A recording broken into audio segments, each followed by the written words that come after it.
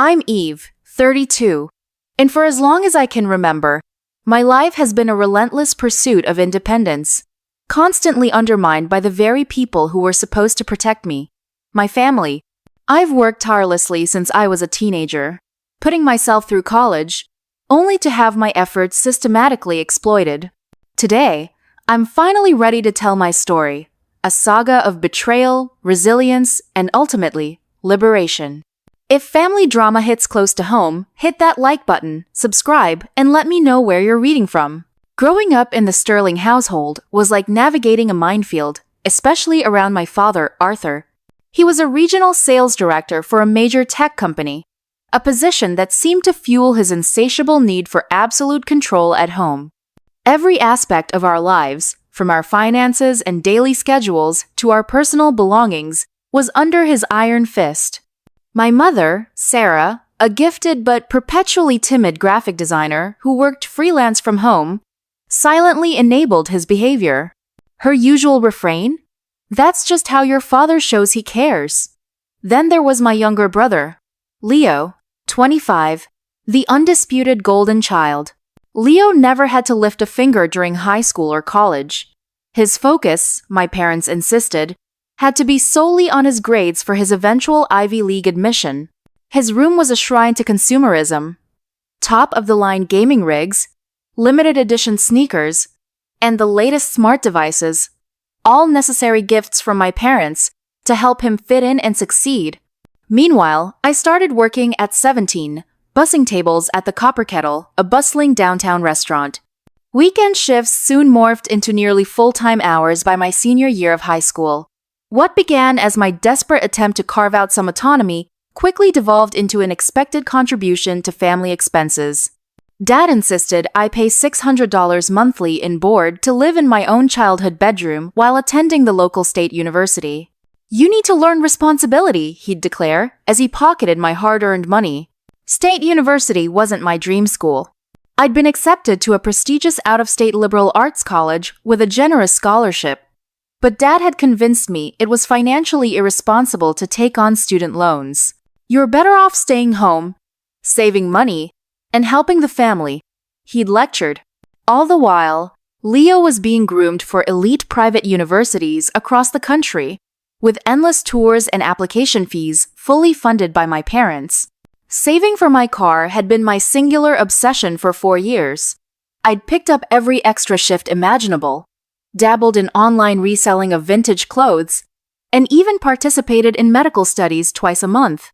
Every single dollar went into a savings account I'd opened at 18. Dad, ever the controlling figure, had insisted on being a co-signer just in case. I now realize this was his first calculated move to seize control of my finances.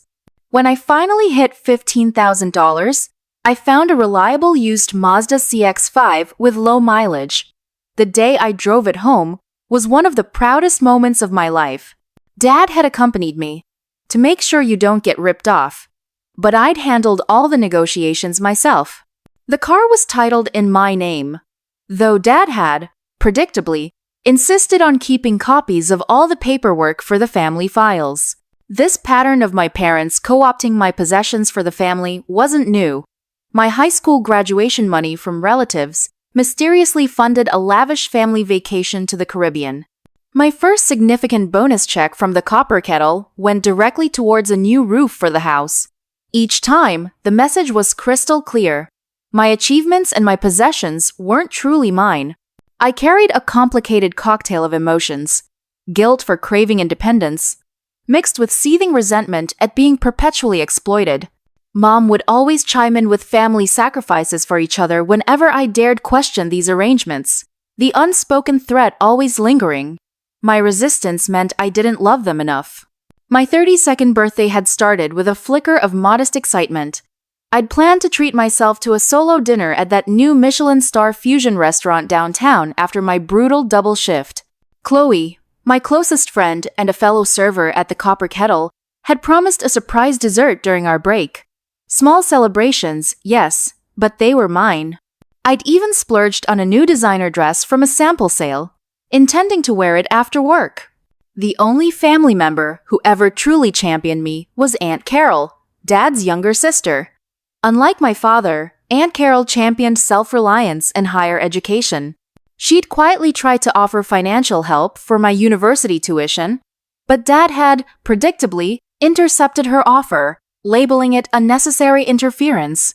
Still, she remained my steadfast confidante, always sending birthday cards with small cash gifts directly to my workplace, ensuring they wouldn't be redistributed by my parents. My mother's brother, Uncle David, a sharp corporate lawyer who had largely distanced himself from our household after countless clashes with Dad over financial transparency, also quietly observed our family dynamics. Uncle David maintained a polite but distant relationship, mainly limited to holiday gatherings. He'd pulled me aside last Christmas, asking in a hushed tone if I needed help setting up independent accounts. "Something about your father's financial discussions doesn't quite add up," he'd whispered, before Dad abruptly cut off our conversation. That fateful birthday morning, I'd left early for my 6 a.m. shift, tiptoeing out to avoid waking anyone. Mom had vaguely promised a small family dinner that evening, though past birthday celebrations had often been eclipsed by Leo's latest academic achievement or Dad's work-related stress. Still, I'd hoped this year might be different. As I locked the front door behind me and walked to my Mazda, parked on the street, the crisp, late April air felt invigorating. I slid behind the wheel, turning the key in the ignition of the vehicle that represented my tiny slice of freedom. I had no idea it would be the last time I would drive it. The lunch rush at the Copper Kettle had finally subsided when I took my break at 2 p.m. My feet ached from 8 hours of non-stop movement, but I still had another 6 hours to go on my double shift. Chloe had festooned the break room with a single, sparkly, happy birthday banner and presented me with a decadent chocolate lava cake topped with a sparkler candle. "Make a wish, birthday girl," Chloe chirped, her red curls bouncing as she clapped. I closed my eyes, wishing for the courage to finally move out on my own. Then I blew out the tiny flame as Chloe meticulously cut the cake to share. My phone vibrated in my apron pocket. The text from Dad read, "We sold your car this morning. Got $10,000 cash. Family comes first. Be grateful we let you live here." I stared at the screen, certain I'd misread it. My fingers trembled as I typed back, "What are you talking about? That's my car. I paid for it." His response came immediately. "Your brother got accepted to Stanford University. He starts next semester. Tuition deposit was due." My stomach clenched as another text followed. "Oh, and your brother's starting college. You'll cover his first semester, $12,500 due this week." "Dad, that's not possible. The car is in my name. How could you even sell it?" I typed, my voice rising enough that Chloe looked up with concern. "We handled the paperwork. Family emergency clause," came his cryptic reply. A third message appeared. "Your mother and I have supported you for years. Time to support your brother's future." I called him immediately, stepping outside the diner's back door despite the biting chill. He answered on the fourth ring. "You can't do this," I said, my voice shaking. "That car is legally mine. I worked for it. I paid for it. The title is in my name." "The title had me as co-signer for emergencies," Dad replied calmly. "And this is an emergency. Leo needs this money for his education. Your car was just sitting there, depreciating." It made financial sense. "You sold my car for $10,000? It's worth at least $15,000. I protested, remembering the Blue Book value I'd checked just last month when considering trading up. "The buyer was doing us a favor with cash, no questions asked," Dad replied dismissively. "Besides, you still owe us more for Leo's first semester. Better start picking up extra shifts." "I'm not paying for Leo's college," I finally shouted into the phone. "I've been saving that money for my own tuition to finish my degree." Dad's voice turned cold. "Family comes first, Eve. Your mother and I sacrificed everything for you kids. Now it's your turn." The call ended abruptly, leaving me gasping in the alley behind the Copper Kettle. My car gone. The independence it represented, gone. And now they expected thousands more from me. I leaned against the brick wall, scenes flashing through my memory. The sterile plasma donation center where the nurses knew me by name. The Saturday double shifts when my friends were enjoying weekend trips.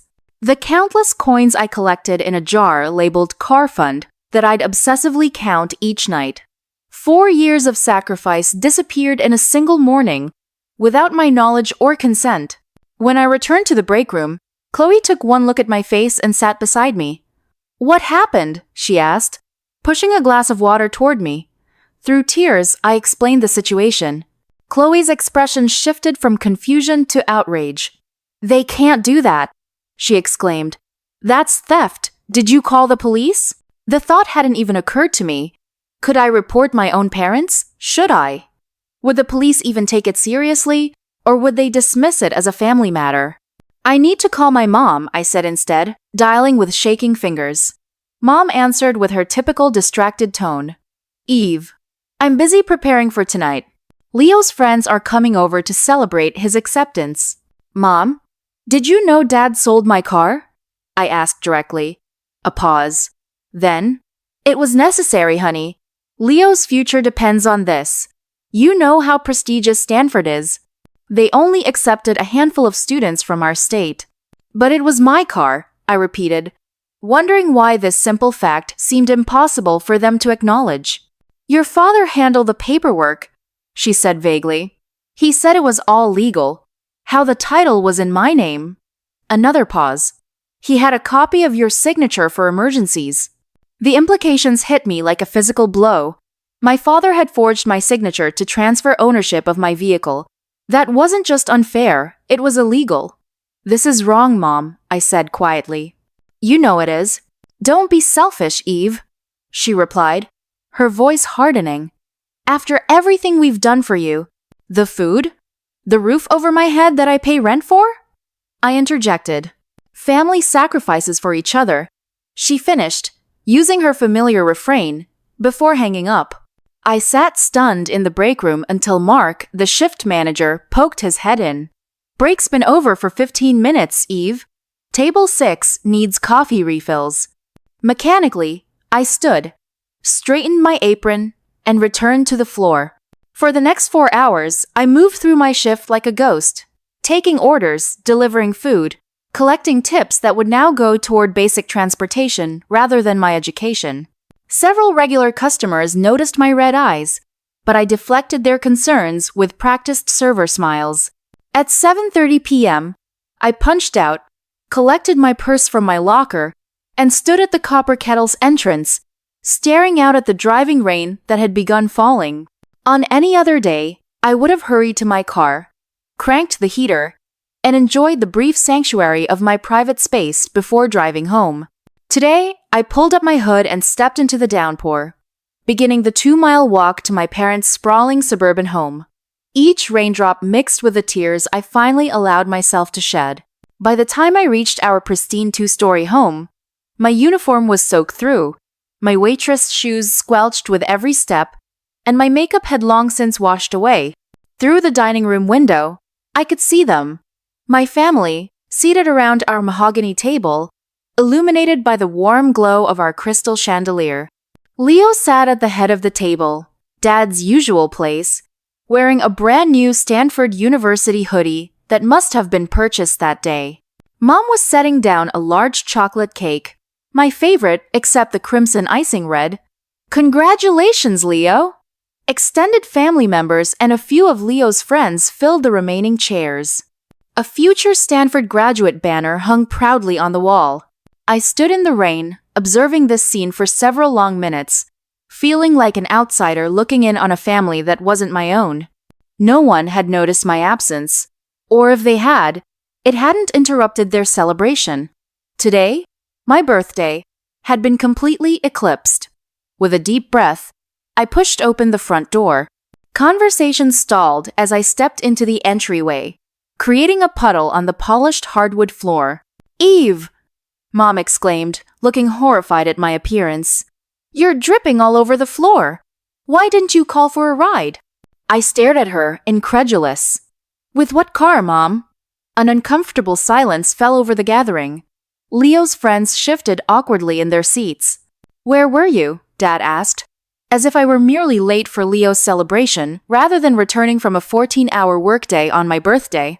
Then walking home in the rain because someone sold my car. My voice remained eerily calm. Aunt Carol, seated near the kitchen doorway, looked between me and my father with confusion. "Arthur, what is she talking about?" Dad cleared his throat, standing to take control of the situation. "This is hardly the time or place, Eve. We have guests. Go change and join the celebration. Leo has exciting news." "I know the news," I replied, not moving from my spot. "Stanford University. First semester's tuition is $12,500 due this week. From me." Leo finally looked up from his phone, his expression showing the first hint of confusion. "Wait, what? I thought you said the college fund was covering it, Dad." "It is," Dad replied quickly. "Your sister is just being dramatic. She's upset because we had to liquidate some assets." "You mean my car?" I challenged. "The car I bought with my own money. That asset." Uncle David set down his fork. "Arthur, did you sell Eve's car without her permission?" "It was a family decision," Dad stated firmly. "No," I countered. "It wasn't. You didn't ask me. You didn't even tell me until after it was done." "I don't see what the big deal is," Leo interjected with a shrug. "You can just buy another one. You're always working anyway." The casual dismissal of 4 years of sacrifice ignited something in me. I stepped further into the dining room, water dripping from my clothes onto the plush oriental rug Mom was so proud of. The big deal is that it was mine. Legally mine. Paid for with my money. Money I earned working 40-hour weeks while going to school full-time. My voice rose with each statement. And Dad forged my signature to sell it. Gasps from several family members followed this accusation. Dad's face reddened. "That's a serious allegation," Uncle David said quietly. "It's the truth," I replied, looking directly at my father. Mom already confirmed it.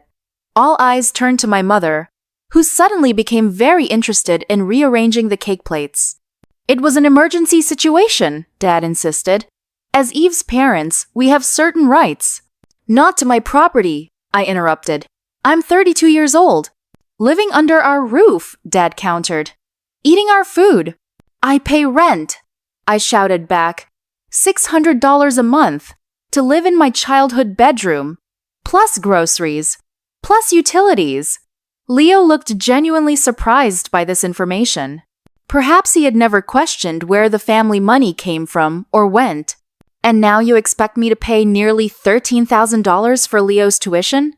Money I've been saving to finish my own degree?"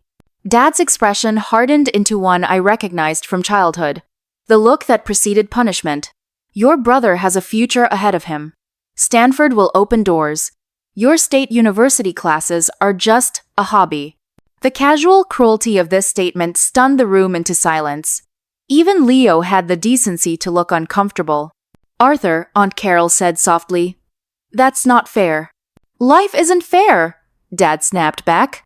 "Family comes first. Eve needs to understand her responsibility to this family." I felt something break inside me, not in a destructive way, but as if chains I hadn't fully recognized were finally snapping. "I've been responsible to this family since I was 17, I said quietly. "I've given you thousands of dollars. I've put my dreams on hold. I've worked jobs you would consider beneath you to contribute to this household." Dad waved dismissively.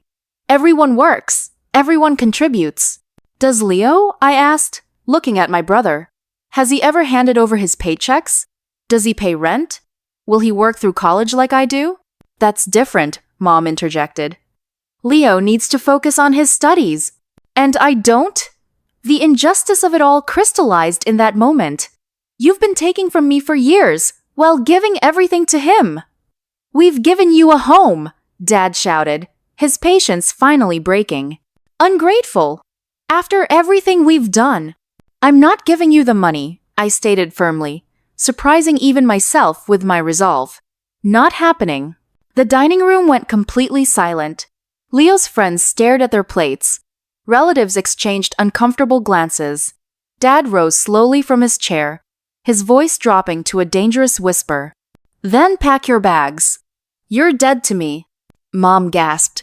Arthur! I mean it, he continued, pointing toward the stairs. If you're not willing to support this family, you're no longer part of it. Get your things and get out tonight. In previous confrontations, this would have been the moment I backed down, apologized, agreed to his terms, surrendered my autonomy to maintain peace. The familiar weight of guilt would have settled on my shoulders, and I would have convinced myself that family obligation trumped personal boundaries. Not tonight. Okay, I said simply. Dad blinked, clearly not expecting this response. Okay, what? Okay, I'll pack. I'll leave. I turned toward the stairs, then paused to address the shocked faces around the table. And Leo? Congratulations on Stanford. I hope it's worth it. As I climbed the stairs to my bedroom, I heard the confused murmurs erupt below. Mom's plaintive Arthur, do something. And Dad's dismissive, she'll calm down and apologize. They didn't know that something fundamental had changed. The daughter who always gave in, who always sacrificed, who always prioritized family harmony over personal dignity, that person had finally reached her breaking point. In my bedroom, I pulled my largest suitcase from under the bed and began methodically emptying my dresser drawers. The shock of my decision hadn't fully registered yet. Instead, I operated on a strange, calm clarity. The sound of the ongoing celebration drifted upstairs, awkward at first, then resuming as if my departure were merely a momentary disruption rather than a family-altering event. I heard Leo's laugh, followed by Dad's booming voice recounting some Stanford University trivia he'd undoubtedly memorized that day. I packed efficiently, selecting clothes appropriate for job interviews and work, leaving behind high school memorabilia and items too bulky to transport. When the first suitcase filled, I retrieved a duffel bag from my closet and continued. My essential documents would be crucial for establishing independence. I opened my desk drawer where I kept my social security card, passport, and birth certificate, only to find it conspicuously empty. A cold realization washed over me. Dad had taken my documents, likely after selling my car, anticipating potential resistance. Without these papers, finding new housing or employment would be significantly more difficult. I took out my phone and texted Aunt Carol, "Can you come upstairs? Need to talk privately." While waiting, I continued packing toiletries and electronics. My laptop, thankfully, had always stayed with me at work or school, safe from family redistribution. A soft knock at the door preceded Aunt Carol's concerned face. She slipped inside, closing the door behind her. "Eve, what's happening?" she asked, eyeing my half-packed suitcases. "Dad sold my car without permission, forged my signature, and now wants me to pay for Leo's tuition with my savings," I summarized. When I refused, he told me to leave, so I'm leaving. Aunt Carol sat heavily on my bed. "This isn't right," she murmured. "Where will you go?" "I can stay with my friend Chloe temporarily," I replied, continuing to pack. "But I need your help. Dad's taken my important documents, birth certificate, social security card, and I'm worried about what else he might have done." Her expression darkened. "What do you mean?" "Uncle David mentioned something at Christmas about Dad's finances not adding up, and Dad's always insisted on helping with my paperwork, taxes, even my student loan applications." Aunt Carol hesitated, then spoke quietly. "I've had concerns for years. Your father has always been controlling with money, even as a child. But recently, he's borrowed money from me 3 times. Substantial amounts with vague explanations about temporary shortfalls. This new information confirmed my growing suspicions. "I need to check something," I said, moving toward the door. "Can you keep packing for me? I'll be right back." Downstairs, the party continued in the dining room. I slipped quietly into Dad's home office, a room we were generally forbidden to enter without permission. The desk drawer where he kept financial documents was locked, but I knew from childhood snooping that he kept the key taped under the desk. The key was exactly where I remembered. I opened the drawer and began quickly photographing documents with my phone, bank statements, credit card bills, loan applications, What I found confirmed my worst fears. My name appeared on credit card statements for accounts I'd never opened. Loan documents bore my signature, or rather, a reasonable facsimile, on dates when I had been working verifiable shifts at the Copper Kettle. My social security number appeared on financial records for transactions I'd never authorized. Identity theft. By my own father. Using my good credit to finance what appeared to be mounting gambling debts, according to bank withdrawals at ATMs located in or near casinos. I also found statements for Leo's college fund, an account that had been nearly depleted long before his acceptance to Stanford. The truth was becoming clear. There was no money for Leo's tuition because Dad had spent it, and now he expected me to fill the gap.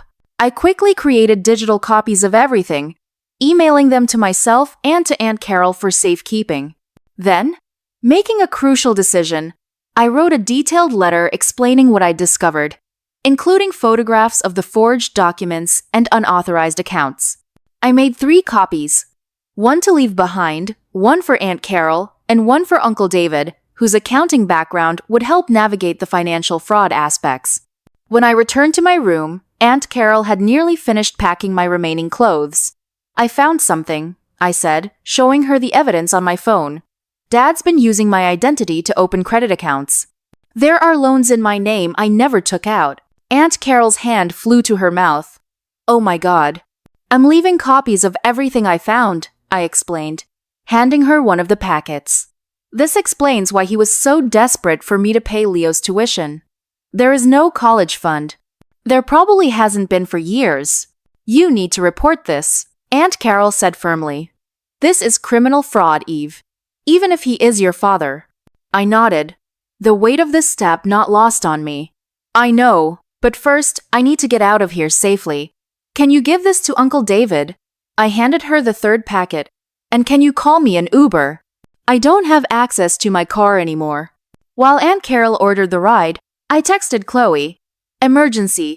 Need place to stay tonight. We'll explain everything. Her response was immediate. Doors open, wine's ready.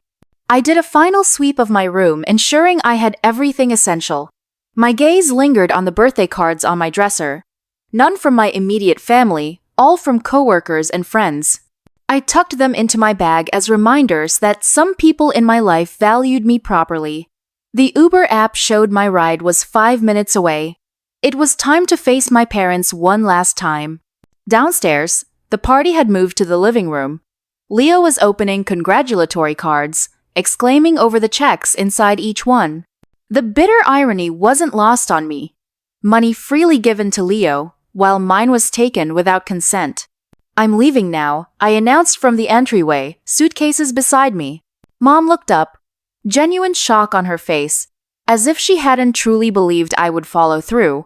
Eve, don't be ridiculous. Where would you even go?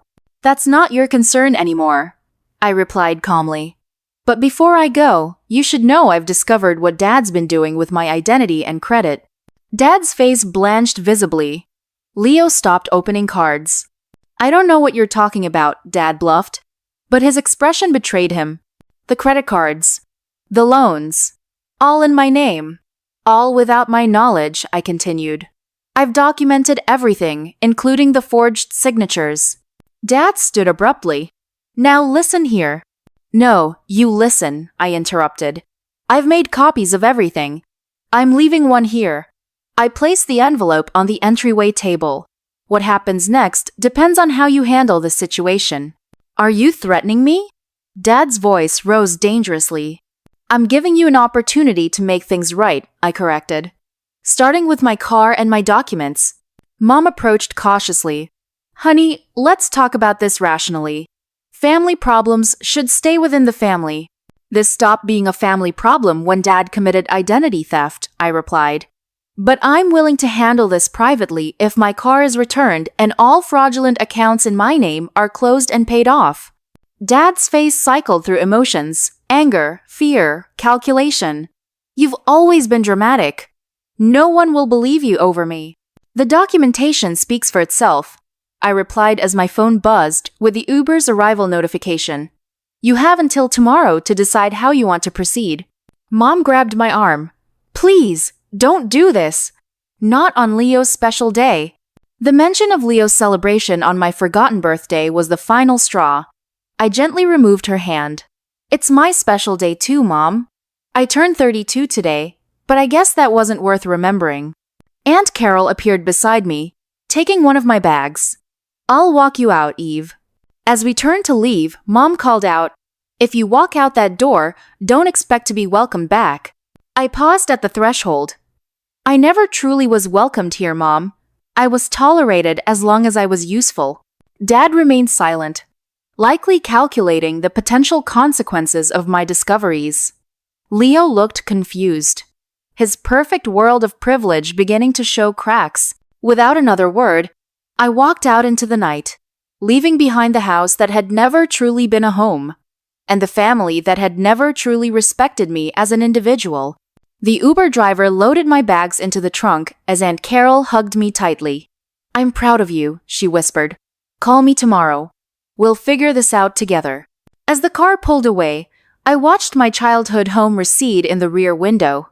The packet of evidence I'd left behind would be discovered by morning, and the consequences would begin to unfold. For the first time in years, despite the uncertainty ahead, I felt something close to freedom. Chloe's one-bedroom apartment welcomed me with a promised glass of wine and a pull-out couch already made up with fresh sheets. Her eyes widened as I recounted the evening's events, the evidence I'd discovered, and the ultimatum I'd delivered. "Holy," she whispered when I finished. "Your dad's been stealing your identity? That's like actual prison time." "Fraud." "I know," I replied, the full weight of the situation finally hitting me. The controlled calm that had carried me through the confrontation dissolved, and I broke down in tears. Years of manipulation, gaslighting, and exploitation poured out, as Chloe held me, her own righteous anger evident in her tense shoulders. "You did the right thing," she repeated like a mantra. "They left you no choice." Eventually, exhaustion claimed me, and I fell into a dreamless sleep on Chloe's pull-out couch.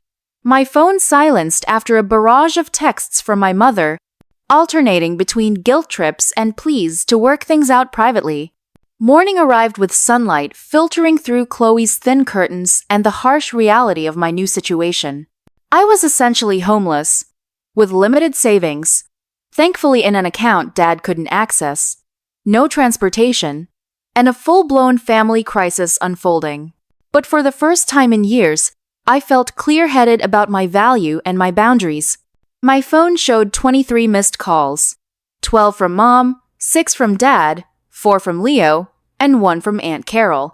Numerous text notifications cluttered my screen, but I ignored them all for the moment, needing coffee before facing the fallout.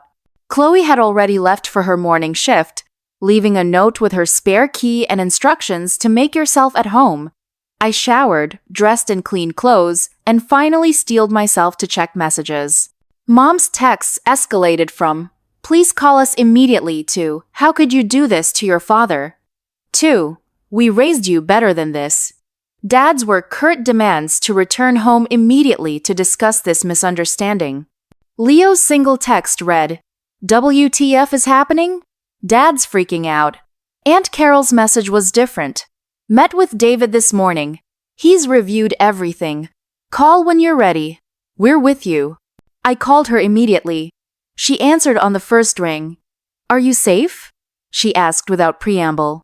"Yes, staying with a friend," I assured her. "Have you heard from them this morning?" "Oh yes," she replied grimly. "Your father's been calling everyone in the family with his version of events.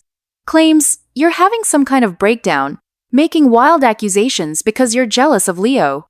"Of course he is," I sighed. "And Uncle David? What did he think of the documents?" "He's furious," Aunt Carol said. "Identity theft and fraud. The forged signatures are especially damning. He's prepared to help you file reports if that's what you want." We arranged to meet at Uncle David's law office at 10 a.m. I spent the interim hours making lists of immediate needs, new copies of vital documents, credit monitoring services, secure housing, reliable transportation. The walk to Uncle David's downtown law firm took 30 minutes, giving me time to organize my thoughts.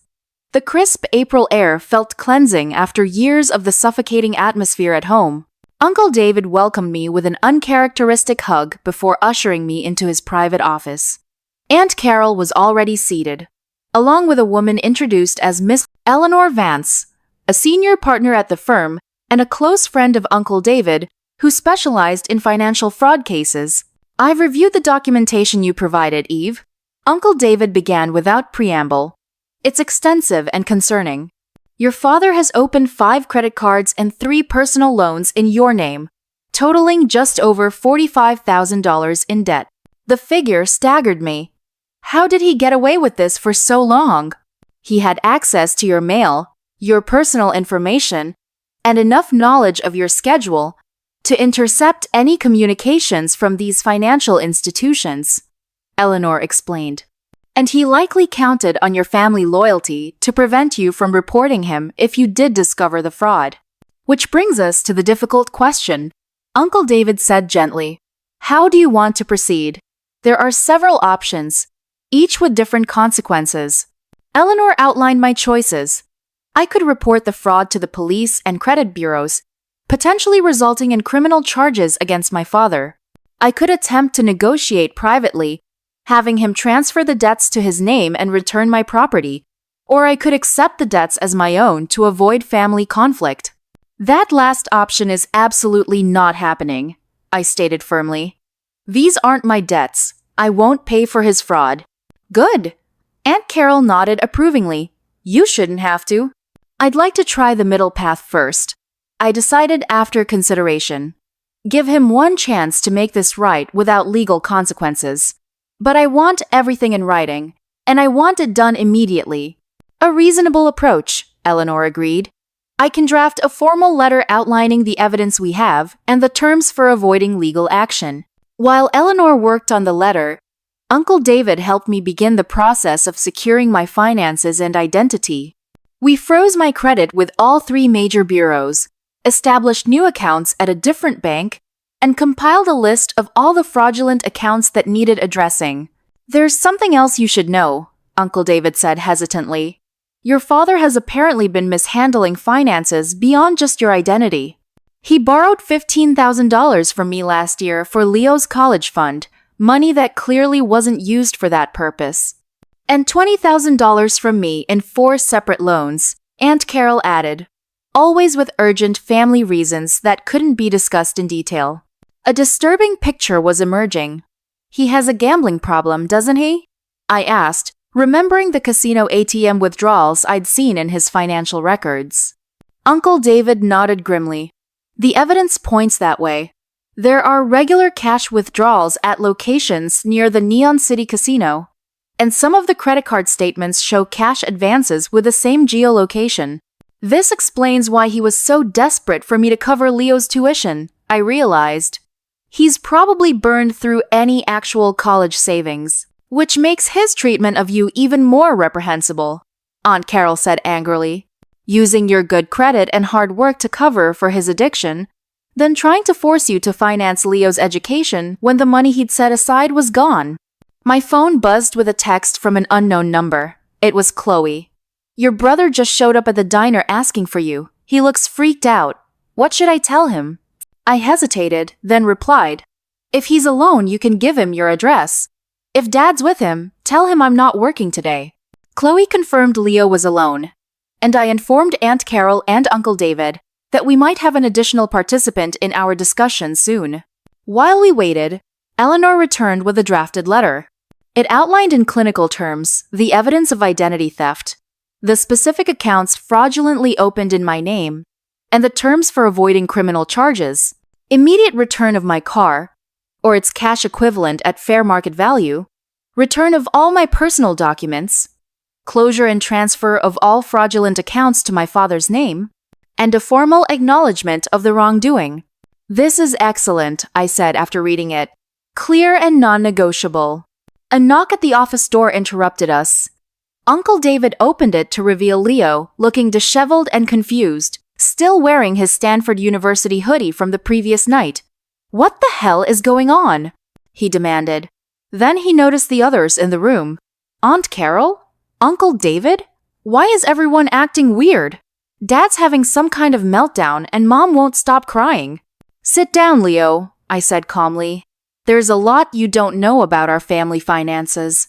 Over the next hour, we explained the situation to my brother, showing him the evidence of our father's fraud and gambling. His initial defensiveness, Dad wouldn't do that, gradually gave way to shocked understanding as the documentation made the truth undeniable. So there's no college fund? He finally asked in a small voice. And he sold your car illegally to make the tuition deposit? That's the situation, Uncle David confirmed. Your sister has been subsidizing the family for years while your father mismanaged and gambled away funds. Leo sat quietly, processing. I expected anger, denial, perhaps accusations that I was exaggerating. Instead, he looked up with genuine remorse. I had no idea, he said quietly.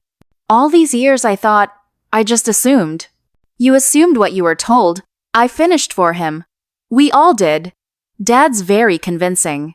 Leo straightened suddenly. We need to go home now. Dad was talking crazy this morning. Something about fixing this before it goes too far.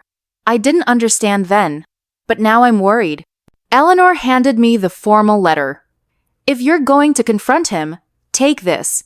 And remember, you're negotiating from a position of strength. You have evidence of criminal activity. Aunt Carol insisted on driving us. On the way, Leo filled us in on the chaos that had erupted after I left. Dad went ballistic when he read what you left behind, he explained. Started shredding papers, deleting emails. Mom kept asking what was happening, and he just kept saying he'd handled things the only way he could. This morning, he was on the phone with some loan shark-sounding guy, promising payment by tonight. The picture became clearer. Dad's gambling debts had likely extended beyond legitimate financial institutions. My departure and the evidence had triggered panic. When we arrived at the house, the scene was eerily quiet. Mom answered the door, her eyes red-rimmed and wary. He's in his office, she said without greeting. He hasn't come out since Leo left. Leo and I exchanged concerned glances. Aunt Carol stepped forward. Sarah, we need to talk. All of us together. Arthur has created a serious situation that affects the entire family. Mom's defensive posture crumbled slightly. I don't understand what's happening, she admitted. Arthur won't explain anything properly. He just keeps saying Eve is trying to ruin our family. That's not true, I said firmly. I'm trying to protect myself from fraud he committed against me. There's a difference. We moved into the living room, where I briefly outlined the situation for Mom, whose expression shifted from skepticism to horror as Leo and Aunt Carol confirmed the details. I didn't know, she whispered repeatedly. He handles all the finances. He always has.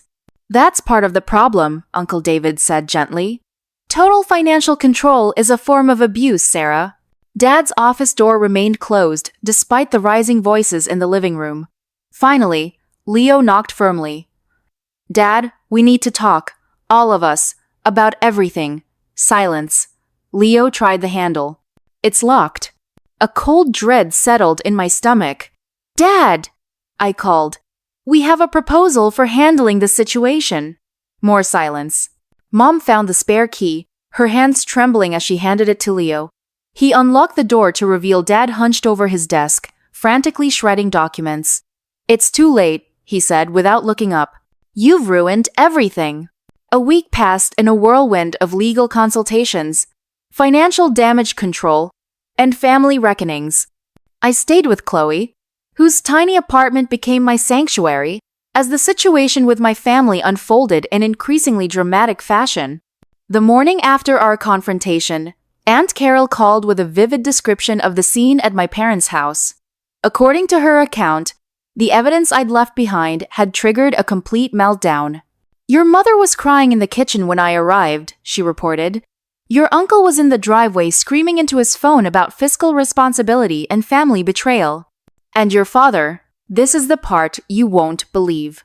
Your father was literally on the front porch begging the neighbors for a loan to cover some urgent debt. The family's financial house of cards had collapsed spectacularly. With my departure and the exposed fraud, Dad could no longer maintain the precarious juggling act of debts, lies, and manipulations. His desperation had reached such a point that he'd abandoned all dignity, approaching neighbors with increasingly implausible stories about temporary financial emergencies. "What about Mom?" I asked. "In shock, I think," Aunt Carol replied.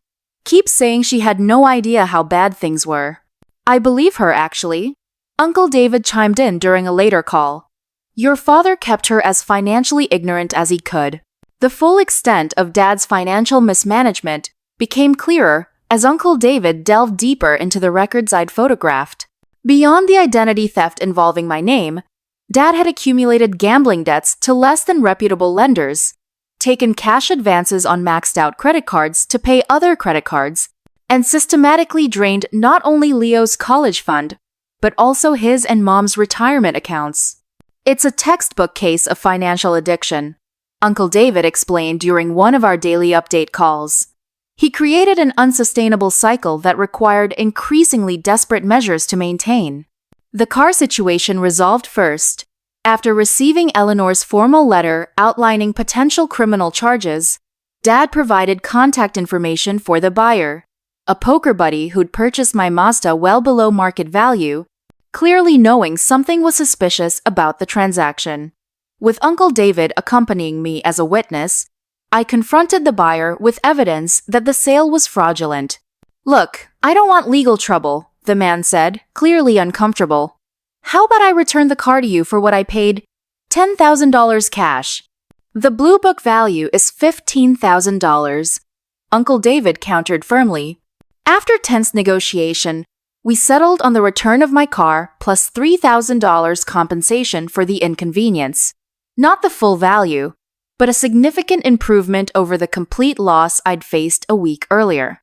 My personal documents reappeared on Chloe's doorstep in a manila envelope 3 days after the confrontation, delivered by Leo without comment. My birth certificate, social security card, passport, and even my high school diploma were all included, extracted from wherever Dad had hidden them. The fraudulent accounts proved more complicated. Eleanor helped me file formal identity theft reports with each creditor, providing the evidence of forged signatures.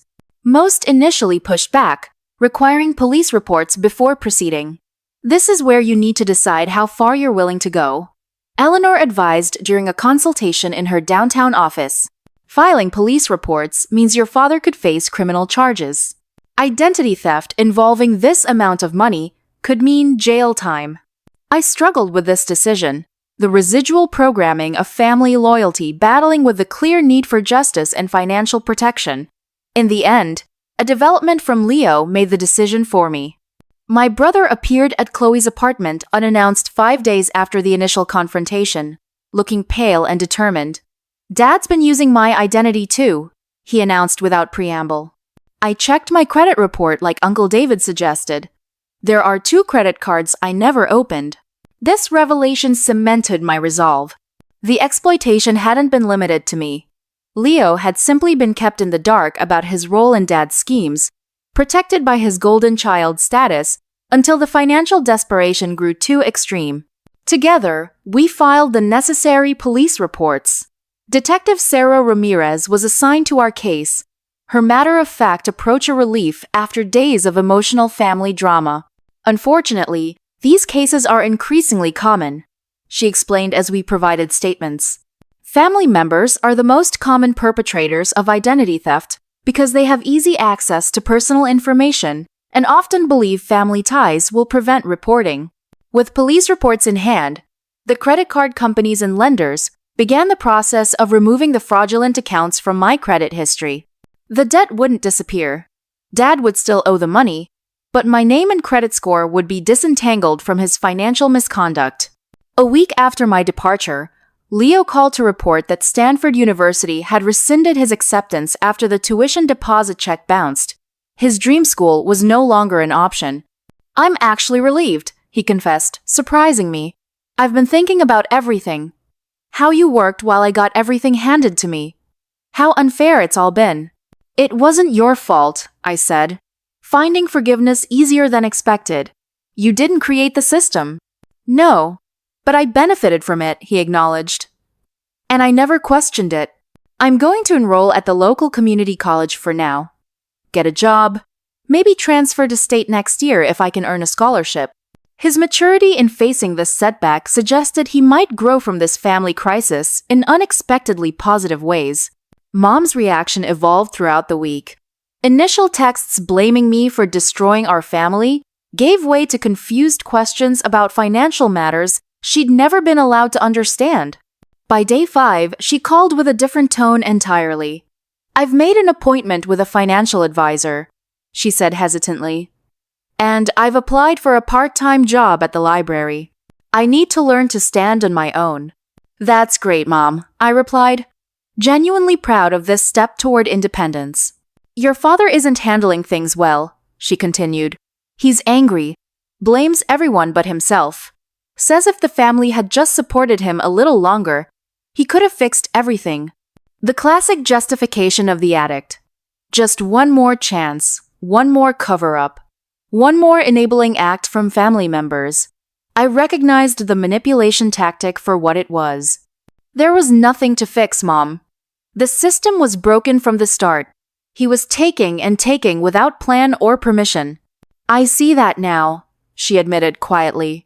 I should have questioned things sooner. Dad's response to the unfolding consequences came 7 days after my departure. As the police investigation proceeded and creditors began contacting him directly about the fraudulent accounts, his desperate attempts to regain control became increasingly transparent. First came angry texts accusing me of betrayal and ingratitude. When these received no response, he shifted to appeals for family unity and vague promises to make everything right if you'll just call off the investigation. When these two were ignored, he appeared at Chloe's apartment building, demanding to speak with me. Chloe refused him entry, and he eventually left after threatening to tell everyone what you've done. The ultimate attempt at reconciliation came in the form of a rambling email sent to me, Leo, Mom, Aunt Carol, and Uncle David simultaneously. I've only ever tried to provide for this family. Everything I did was for all of you. The gambling was just to try to solve temporary cash flow problems. If everyone had just trusted me a little longer, I could have fixed everything. Now you've destroyed our family over money. Is that really worth it, Eve? I'm your father. I gave you life. I put a roof over your head. And this is how you repay me? By turning your brother against me? By embarrassing me in front of the neighbors? By involving the police in private family matters? I'm begging you to reconsider this path. We can work this out privately. Family should come first. The manipulation was so transparent now that I could only feel sad at how predictable it was. The man who had controlled our family through financial abuse and emotional manipulation for decades couldn't understand why his tactics were no longer working. I didn't reply. Neither did Leo or Uncle David. Mom sent a brief response. I've consulted with my own lawyer. Please direct future communications through her office. By the end of that first week, I had secured my own apartment with Aunt Carol as guarantor, since my credit history was still in recovery. The studio was small, but entirely mine. The first living space I'd ever had without parental oversight or obligation. My first paycheck after the confrontation went into my new, secure bank account, every dollar mine, to allocate as I saw fit. The freedom was dizzying after years of surrendering significant portions of my income to family obligations. Chloe helped me move in, arranging my meager possessions in the compact space. It's not much, I apologized, looking around at the sparse furnishings.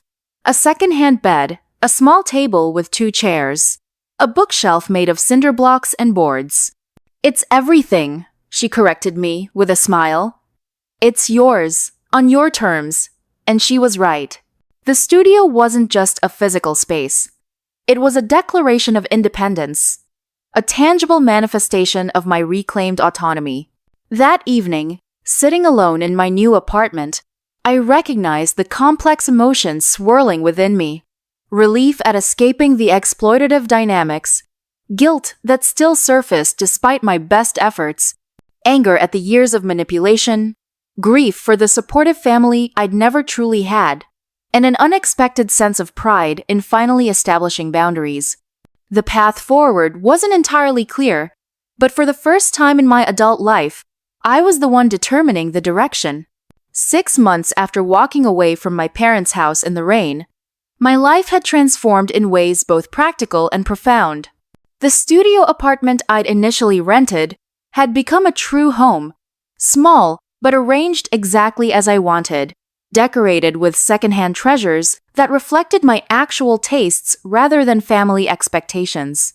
My career trajectory had shifted significantly after Aunt Carol recommended me for an administrative position at Eleanor Vance's law office. The steady hours and professional environment were a welcome change from the physically demanding restaurant work, though I still picked up occasional weekend shifts at the Copper Kettle to accelerate my savings. The law firm's educational assistance program even offered partial tuition reimbursement, allowing me to resume my business classes with less financial strain. "You're a natural at client relations," my supervisor commented during my 3-month review. "Have you considered paralegal certification?" The firm would support that career path. For the first time, I could envision a professional future based on my skills and interests rather than immediate financial survival. The breathing room created by fair compensation and reasonable working conditions allowed me to think beyond the next rent payment or car repair. That car, my reclaimed Mazda, had been replaced with a slightly newer Honda Civic, purchased entirely in my name with a legitimate auto loan that was building my restored credit. The transaction had been straightforward and transparent, a refreshing contrast to the tangled financial manipulations of my family. My relationship with my immediate family had evolved into carefully structured interactions. Dad faced legal consequences for the identity theft, ultimately accepting a plea deal that included probation, mandatory financial counseling, and restitution payments.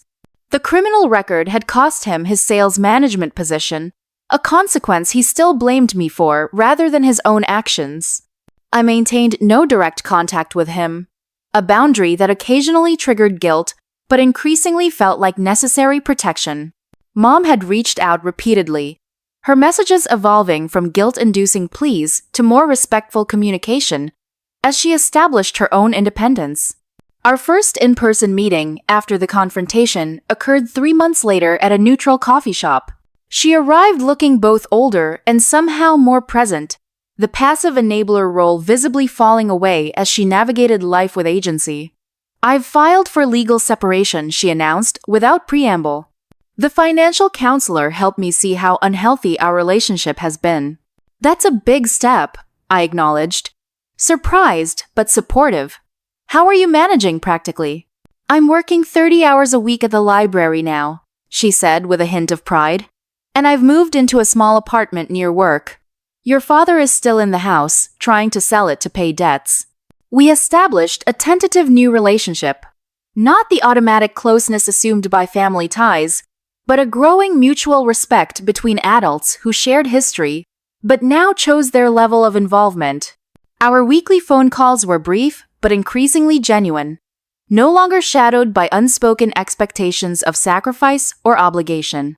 Leo's transformation had been perhaps the most surprising development.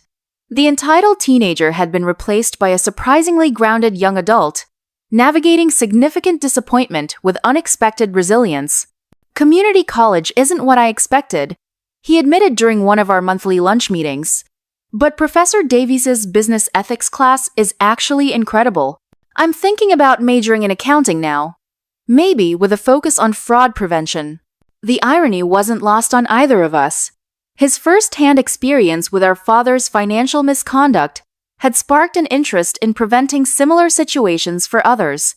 Leo had secured a part-time job at a local bookstore, paying his own expenses for the first time and learning financial management from Uncle David. Our sibling relationship, previously defined by the unequal family system that privileged him, evolved into something more balanced and genuine. "I still can't believe how blind I was," he said during a rare vulnerable moment. "All those years you were working while I just took and took." "You were a kid following the family script," I reminded him. We all were. Therapy had become an essential part of my healing journey, helping me recognize and challenge the deeply ingrained patterns of guilt, obligation, and self-sacrifice that had allowed the exploitation to continue for so long. Family systems like yours create powerful conditioning, Eve. Dr. Aris explained during one session. The expectation that you should set yourself on fire to keep others warm doesn't disappear overnight. Slowly, I learned to recognize the difference between healthy generosity and harmful self-neglect. The voice that automatically responded yes to every request, regardless of personal cost, grew quieter, replaced by thoughtful consideration of my own needs and boundaries. Uncle David continued providing financial guidance as I rebuilt my credit and established healthy money management habits. His matter-of-fact approach to financial education filled gaps deliberately created by my father's controlling behavior. Financial literacy is a form of self-defense, he explained while helping me create my first actual budget, especially for women, who are often discouraged from fully understanding money. Aunt Carol remained my most consistent support, having recognized the unhealthy family dynamics long before I had the language or perspective to identify them. Her weekly dinner invitations provided not just meals, but modeling of what healthy family relationships could look like. I always saw myself in you, she confided one evening. The responsible one, the giver. I spent decades trying to earn your father's approval before I realized it was a game designed for me to lose. As my birthday approached again, my 33rd, that would mark 1 year since the confrontation, I found myself reflecting on the painful but necessary journey of the past 12 months. The celebration I planned bore no resemblance to previous years' forgotten or hijacked occasions. I reserved a private room at my favorite fusion restaurant and invited the people who had supported my transformation. Chloe, Aunt Carol, Uncle David, my therapist doctor, Eris, co-workers from both jobs, and even Leo and Mom, with clear communication that this invitation didn't extend to Dad. Surrounded by people who respected my boundaries and celebrated my growth, I recognized how fundamentally my understanding of family had shifted. The automatic obligation based on genetic connection had been replaced by chosen connections based on mutual respect and genuine care. I'd like to make a toast, Aunt Carol said, raising her glass, to Eve, who had the courage to walk away from what was hurting her and toward what could heal her. The applause and genuine affection in the room represented a form of wealth I hadn't previously recognized, relationships based on choice rather than obligation, on mutual support rather than one-sided sacrifice. Later that evening, returning to my apartment alone but not lonely, I reflected on the painful lessons of the past year. The journey from exploitation to autonomy had required facing difficult truths, that those who claimed to love me had systematically taken advantage of my sense of duty, that family first had been weaponized to extract compliance, that genuine love doesn't demand constant self-sacrifice. The hardest lesson had been learning that forgiveness didn't necessarily mean reconciliation. I could release the anger and resentment toward my father without inviting further harm into my life. I could acknowledge the complex reality that he had both genuinely loved his children and exploited them to serve his addiction and control needs. The pain hadn't disappeared entirely. There were still moments of grief for the supportive family I'd never truly had. Still occasional pangs of programmed guilt when I prioritized my needs. But these reactions no longer controlled my decisions or defined my worth. As I prepared for bed, my phone displayed a text from an unknown number. Happy birthday, Eve. I hope someday you'll understand. Everything I did was for this family, Dad. 6 months earlier, this message would have triggered hours of agonizing defensiveness or attempts to explain my perspective. Tonight, I simply acknowledged the contact without responding, recognizing it as an attempt to re-establish the old dynamics rather than create healthy new ones. True healing wasn't about convincing those who had hurt me to recognize their actions. It was about creating a life where their recognition wasn't necessary for my peace. The boundaries I'd established weren't walls built from resentment, but rather healthy perimeters protecting the new life I was building. A life based on mutual respect, clear communication, and the radical notion that my worth wasn't measured by how much I sacrificed for others. The next morning, I woke to sunshine streaming through curtains I had chosen in an apartment I had earned. surrounded by possessions that were securely mine. The day ahead included work I found meaningful, classes advancing my chosen career path, and connections with people who valued me as a complete person rather than a resource to be exploited.